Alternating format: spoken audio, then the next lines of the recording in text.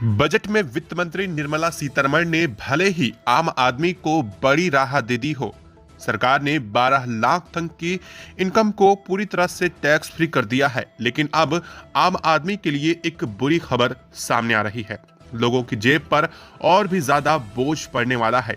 दरअसल जो खबर सामने आ रही है वह रिजर्व बैंक ऑफ इंडिया यानी कि आरबीआई अब इंटरचेंज फीस को बढ़ाने की तैयारी कर चुका है और इसको लेकर के जो समिति बनाई गई थी उसकी तरफ से भी निर्देश दिए जा चुके हैं।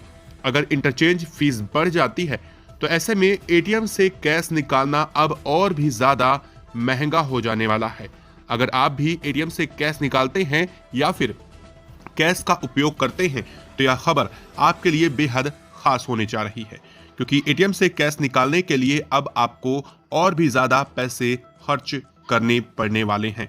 आइए इस पूरी खबर को पूरी डिटेल्स के साथ समझते हैं कि क्या है मीडिया रिपोर्ट्स के मुताबिक क्या क्या खबरें सामने आ रही हैं और एटीएम से कैश निकालना कैसे महंगा पड़ने जा रहा है और आखिरकार बैंक ऑफ इंडिया यानी कि आरबीआई ने इसको लेकर के क्यों अपनी नीतियों में बदलाव किया है और इस विड्रॉल की फीस को क्यों बढ़ा दिया गया है और अब क्या इसके लिए अब जो विड्रॉल की लिमिट थी उसे और भी कम कर दिया गया है, जिस वजह से यूज पर इसका बड़ा इंपैक्ट पड़ने जा रहा है। तो क्या है पूरी खबर, क्या पूरी अपडेट इस वक्त सामने आ रही है और आरबीआई के इस फैसले से आम जनता पर कितना बड़ा प्रभाव पड़ने जा रहा है, वह भी बात करेंगे। चैनल पर बने रहें, वीडियो को लाइक और चैनल को अगर अभी तक आपने सब्सक्राइब नहीं किया है तो सबसे पहले चैनल को सब्सक्राइब कर लें और बेल आइकन को भी जरूर दबा लीजिएगा ताकि इस वीडियो अपडेट पल पल की खबर आप तक सबसे पहले पहुंचती रहे। दोस्तों, अगर आप भी एटीएम से कैश निकालने के लिए जाते हैं या फिर एटीएम से महीने में 5 बार से ज़्यादा ट्रांजैक्शन करते हैं, कैश निकालते हैं, तो यह खबर आपके लिए काफ़ी ज़्यादा महत्वपूर्ण होने जा रही है, क्योंकि अब आपको एटीएम से कैश निकालने के लिए ज़्यादा पैसे खर्च पड़ने पड़ेंगे। क्योंकि इसको लेकर के चलिए पूरी डिटेल से बात करते हैं। रिपोर्ट्स के मुताबिक एटीएम से कैश निकालना महंगा होने जा रहा है। रिजर्व बैंक मौजूदा समय में महीने में 5 कैश विड्रॉल फ्री देता है, लेकिन अब आरबीआई इन 5 लेन देन की लिमिट से ज्यादा पर लगने वाले चार्ज को और एटीएम इंटरचेंज फीस को बढ़ाने की तैयारी कर चुकी है। यानी कि अब कस्टमर को एटीएम से कैश निकालने के लिए अपनी जेब से ज्यादा पैसे खर्च करने होंगे।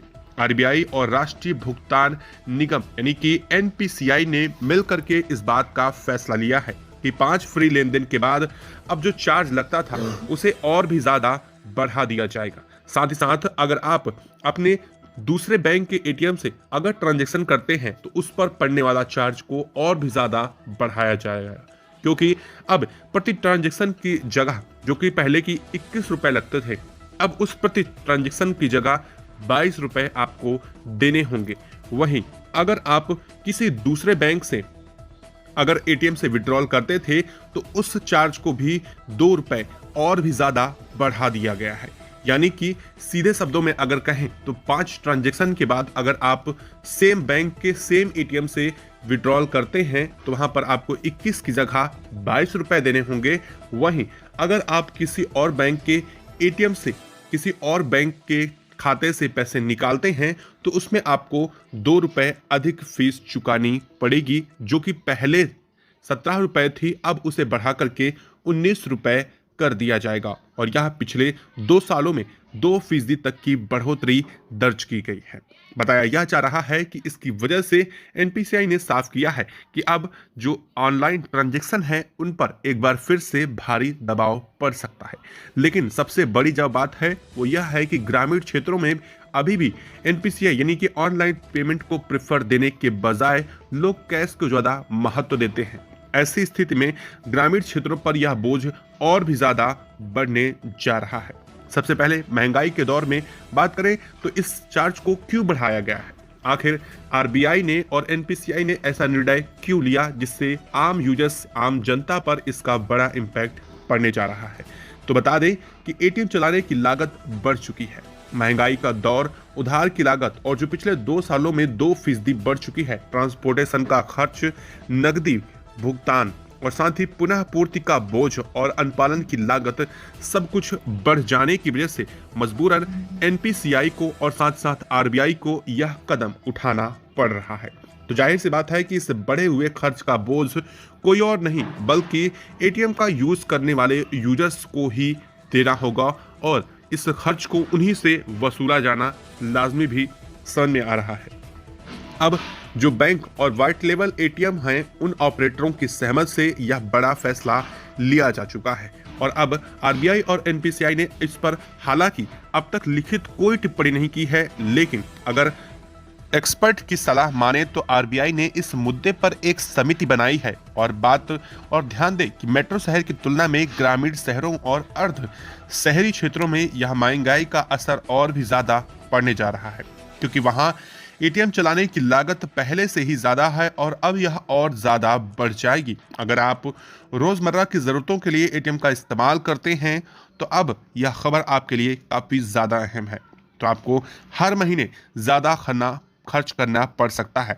ऐसे में आपको सोच समझकर ही एटीएम से पैसे निकालना होगा, क्योंकि 5 ट्रांजैक्शन के बाद लगने वाला चार्ज अब हर ट्रांजैक्शन में आपको अधिक भुगतान के लिए मजबूर कर सकता है, क्योंकि आने वाले समय में हर ट्रांजैक्शन में अब आपको ज़्यादा पैसा खर्च करना पड़ेगा। ऐसे में अगर आप डिजिटल पेमेंट का ज़्यादा इस्तेमाल करते हैं तो बढ़ी हुई फीस से आप अपने आप को ज़रूर बचा सकते हैं। हालांकि ग्रामीण क्षेत्रों में जिस तरह से लगातार फ्रॉड की समस्याएं सामने आ रही हैं, ऐसे में ग्रामीण क्षेत्रों में जो अनपढ़, जो कम समझ में लोग आता है, जिन्हें ऑनलाइन भुगतान की प्रक्रिया, उन लोगों के लिए यह प्रक्रिया और भी ज्यादा कठिन होने जा रही है। जहां एक तरफ वो ऑनलाइन फ्रॉड से बचने के लिए ऑनलाइन ट्रांजैक्शन का उपयोग नहीं करते हैं, तो वहीं वह एटीएम से कैश विड्रॉल को ज्यादा प्रेफर करते हैं। ऐसे में अगर उनसे बार बार यह ट्रांजैक्शन शुल्क ज्यादा वसूला जा रहा है तो कहीं ना कहीं आम यूजर्स पर इसका बड़ा असर पड़ता हुआ दिखाई दे रहा है। आपको क्या लगता है, क्या ऐसे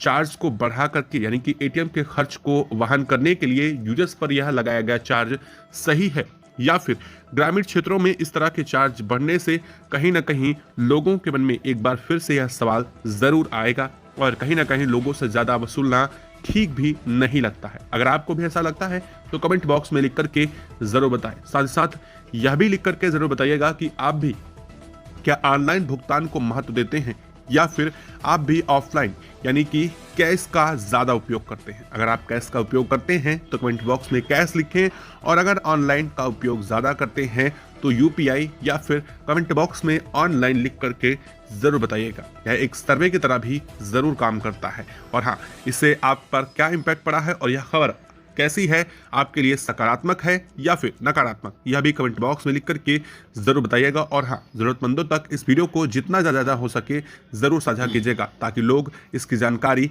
और इस तक ज़रूर पहुंच सके। धन्यवाद दोस्तों।